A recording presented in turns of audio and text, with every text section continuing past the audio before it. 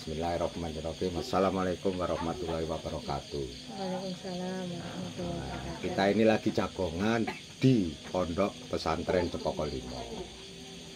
Dengan inti kita ingin tahu nih Ustadzah dan Pak Ustadznya ini cerita sampai terjadinya idenya sehingga kepingin, ya kan, kepingin mendirikan yang namanya Pondok Pesantren. Ya, ide cerita awalnya bagaimana ini, Bu Ustadzah atau Pak Ustadzah dulu ini? Bu Ustadzah atau Pak Ustadz nih? Oh ya, silakan. Monggo Bu Ustadzah. Bismillahirrahmanirrahim. Assalamualaikum warahmatullahi wabarakatuh.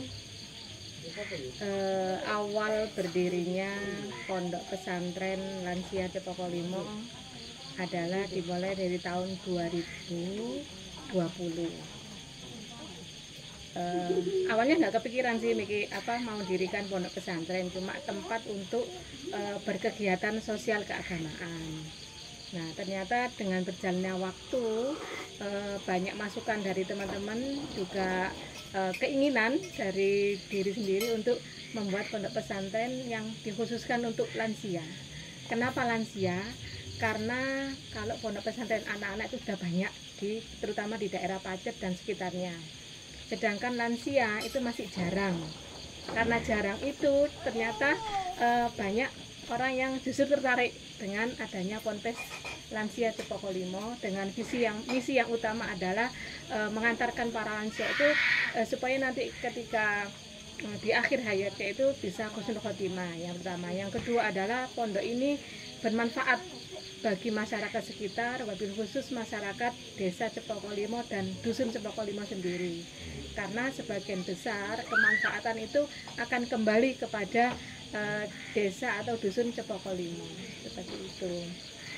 Ide awal itu memang terbesit dari keinginan saya sendiri sebagai seorang ustadzah, juga seorang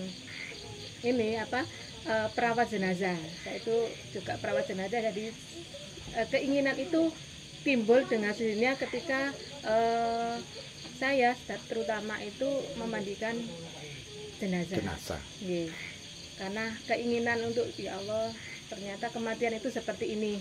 Bagaimana kalau semua orang itu bisa mati husnul khotimah, seperti itu. Akhir yang baik. Setiap orang kan pasti menginginkan akhirnya itu nanti ketika menghadap Allah dalam keadaan husnul khotimah. Itu jadi cita-citanya. Dan alhamdulillah sekarang lagi berproses, mohon doanya dan juga dukungannya. Kita sudah punya, alhamdulillah ada 6 kamar dengan kapasitas sampai 40 orang, dan sekarang sudah alhamdulillah sudah ada yang mukim santri lansia. Juga setiap hari Sabtu dan Ahad ada namanya kegiatan pesantren lansia kilat, seperti itu. Dan kadang-kadang juga kita variasi, ada kegiatan namanya jomblo camp. Itu khusus, kemarin itu jomblo camp khusus akhwat, maksudnya khusus perempuan. Ada jomblo camp untuk laki-laki dan sebagainya. Ketika liburan sekolah juga ada namanya kegiatan pesantren kilat untuk anak-anak mulai SD, SMP sampai SMP. Ya intinya pokoknya pondok ini bermanfaat lah untuk masyarakat seluas-luasnya. Sebentar ini, jadi kelihatannya pondok ini tujuannya guys, itu ada multitask.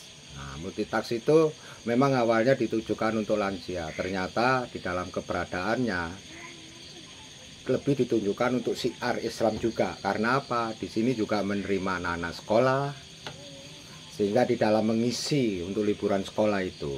Begitu Bu Ustadzah. Betul. Kalau aku ngawur sampai seneni. Nah, itu. Nah, dengan keadaan seperti itu, di sini suasananya dingin, tenang, enak. Jadi kalau orang belajar agama itu lebih cepat diterima. Saya lihat seperti itu. Dengan ketenangan itu baik lansia maupun mulai anak-anak sekolah yang menengah. Jomblo klaim itu kalau nggak salah pemuda apa ya? Pemuda-pemudi. Nah, di situ. Di sini juga ada kamarnya, juga ada, kemudian ada sistem backpacker. Nah, ini agak modern sedikit nih konsepnya ini. Karena rata-rata kalau namanya ponpes itu hanya tempat tidur gini ya. Di sini bisa backpackeran. Karena apa? Untuk yang anak-anak milenial itu membutuhkan hal-hal komunikasi lebih intensif. Namun tetap ada batasnya loh ya. Artinya bener gitu. Si lanang di bed Sing lanang udah Iya. turu dhewe. Sing wedok turu dhewe gak oleh campur, berbahaya. Soalnya salah satu larangannya adalah dilarang berpacaran. Bahasa Arabnya apa? Berkholwat. Berkholwat ora oleh. Gitu. Mungkin Bu Ustadz bisa cerita lagi nih kalau tadi itu visi misi tujuan. Terus di dalam sampai hari ini mulai tahun 2020. 2020 sampai hari ini kira-kira bisa cerita nggak ya Bu Ustadz? Kapan itu misalnya siapa, maksudnya anak sekolah mana yang pernah kesini? Oh, iya. Oke, terus kemudian ibu-ibu pengajian mana yang pernah Iya. kesini? Jadi nanti supaya jangan kaget kalau pas pada waktu nyampe kesini bolehlah monggo sing ngarepe survei dulu. Oh inilah keadaannya gitu. Kurang lebih seperti itu. Monggo Bu. Iya, terima kasih. Alhamdulillah kegiatan pesantren kilat untuk lansia itu diawali bulan Agustus kemarin tahun 2022. Peserta pertama itu adalah alumni Hiperkes UNER tahun 90. Jadi usianya kurang lebih 50-an lebih ke atas. Itu peserta pertama. Peserta kedua adalah perumahan ITS, dosen dan istri dosen dari ITS Surabaya. Itu peserta kedua. Itu berarti kan sasaran kami itu adalah para grup-grup pengajian, baik dari kalangan apapun. Kita tidak membedakan bendera, itu tidak masalah, yang penting semuanya adalah Islam, karena kita tujuannya rahmatan lil alamin, seperti itu. Sedangkan dari anak-anak peserta pertama itu adalah dari sekolah homeschooling homeschooling dari Insan Kamil Surabaya. Itu mulai TK, SD sampai SMP mengikuti kegiatan namanya camp. Jadi anak-anak camp. Terus kemudian ada dari peserta pesantren kilat itu mulai SD SMP dari seluruh 4 kabupaten Surabaya, Gresik, Sidoarjo, Mojokerto setiap liburan. Jadi kita setahun eventnya 2 kali kalau untuk yang anak-anak. Sedangkan untuk yang jomblo camp kemarin bulan November itu juga dihadiri dari 5 kabupaten Surabaya, Gresik, kemudian Jombang, Malang, kemudian Sidoarjo. Itu dari Jomblo Camp. Alhamdulillah kemarin yang untuk ini akhwat Jomblo Camp, tapi untuk perempuan juga sama dari beberapa kabupaten. Alhamdulillah pesertanya selalu istilahnya antusias gitu loh. Ketika saya tanya bagaimana pesan dan kesannya selama mengikuti pesantren kilat, semuanya 99% alhamdulillah puas dengan di sini, baik makanannya, fasilitasnya dan yang lainnya. Cuman ya memang adalah beberapa kekurangan. Kalau pesertanya itu lebih dari 40, kemarin kita ada kekurangan di kehabisan air, stok air. Nah, biasa itu manusia tempat ketidaksempurnaan. Ya, padahal udah usaha gitu. 0,1%-nya kekurangannya di situ. Tapi insya Allah 99% semuanya mengatakan di sini tuh sangat enak, sejuk, tenang, makanannya juga enak walaupun sambal ikan asin.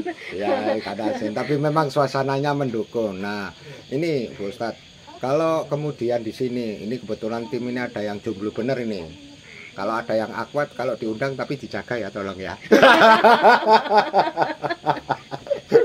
Loh ya, kemarin tuh apa semua, ada juga yang konten kreator dari ini, beliau ini dari relawannya ini MRI, Masyarakat Relawan Indonesia, ex ACT, relawannya ACT itu mereka dari seluruh Jawa Timur kemarin ngumpul di sini. Karena memang masih jomblo gitu loh. Kan malah ada yang usianya 25, 26, malah gini, Umi, saya sudah usia sekian, curhat kan dari hati gitu, curhat, saya didesak orang tua saya untuk segera menikah nih. Desa Allah Mbak, wis pokoknya jenengan bantu aja di pondok ini dengan apa yang jenengan mampu. Saya di konten kreator Umi ya bantu Ponpes Cepoko Limo untuk lebih berkembang. Insya Allah nanti jodohnya nanti akan datang sendiri dari Allah kayak gitu. Amin amin. Itu kira-kira ada 6-7 orang Mbak. Itu semuanya masih jomblo semua. Ada yang kerjanya dari ini di psikiater. Psikiater. Ya, Oh, psikiater. cocok itu. Rada edan kabeh arek iki. Mereka itu pendidikannya S1 rata-rata kemarin tuh yang datang itu. Alhamdulillahirabbil Dan alamin. rata-rata jomblo, usianya Alhamdulillah. antara ya pokoknya lulus kuliah, Iya. sudah kerja, sudah ini. Kemarin tuh Mas sampai ada yang dari Benowo, itu cewek ya, maksudnya Afat, sepeda motoran. Oh, Masya Allah, Benowo ke sini dengan semangatnya itu mengikuti jomblo camp akhwat itu seperti itu. Jadi Masya Allah. Oke. Ada yang dari Mojo Agung. Oke. Seperti itu. Ah, ini lanjut. Oke. Tadi kan Bu Ustadz tadi kan cerita ya. Ini ada anak SD, SMP, SMA kemungkinan juga ada. Terus saya pada waktu sholat di aula atau di masjidnya gitu tempat sholat, saya melihat itu ada tembak-tembakan, ada panah-panahan. Nah, itu kalau dibuat anak didik untuk pada waktu kesini, pada hari Sabtu Minggu kan menginap Pontren itu digunakan untuk apa ya Bu? Campnya kemungkinan, nah itu. Ya, Nah. di samping pesantrennya ada ngajinya, sholat 5 waktu berjamaah, baca Al-Quran, baca Al-Maksurat, ada tausiah dan sebagainya.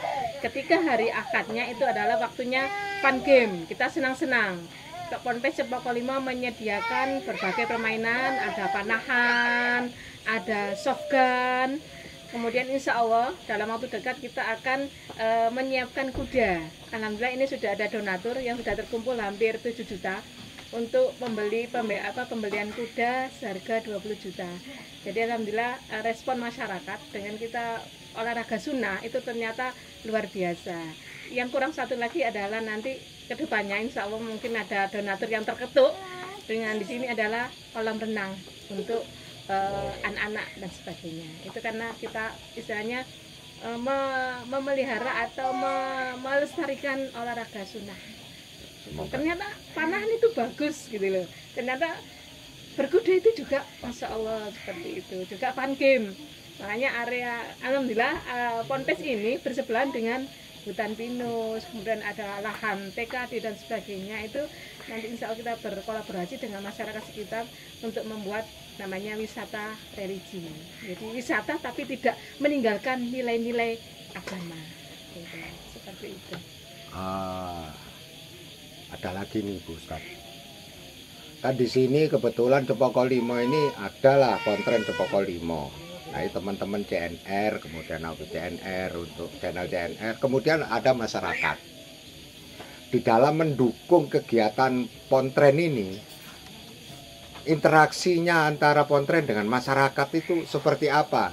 Soalnya sih bukan harapan ya, saya melihat akan lebih bagus kalau Pontren ini berinteraksi dengan masyarakat sehingga kedudukannya di masyarakat menjadi lebih bagus dan saling memperkuat. Bisa diceritakan seperti apa interaksinya?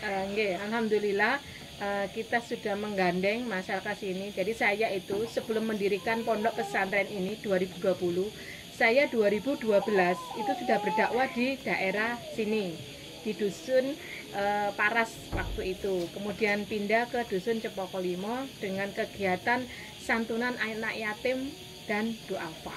Seperti itu. Nah, karena sudah ada keterikatan dengan masyarakat sekitar sini, alhamdulillah hampir 90-an atau 80 sampai 90% masyarakat Desa Cepoko 5 itu sangat mensupport dengan adanya pesantren atau Ponpes Cepoko 5 ini. Contoh, ketika kita mengadakan kegiatan pengajian umum yang dihadiri lebih dari 300 jamaah itu, untuk konsumsinya semuanya ditanggung oleh masyarakat sekitar konsumsinya. Jadi pondok pesantren tidak masak sama sekali, tidak menyiapkan konsumsi, justru konsumsi itu disediakan oleh masyarakat sekitar.